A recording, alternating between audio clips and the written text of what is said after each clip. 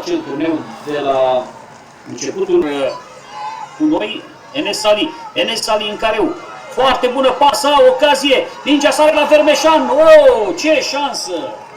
A treia șansă majoră, uriașă pentru Vermeșan în această repriză, care ratează din nou. A avut o lovitură de cap. Trebuie să blocăm șutul. Oh, e ocazie, gol. 1-0. Din nefericire, primim gol, de cele a fost teamă, n-am scăpat.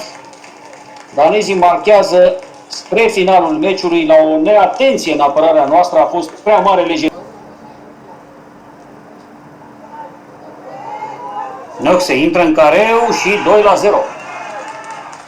Cu câtă riscurile sunt mari, pentru că putem pierde chiar la scor de neprezentare un șut, gol.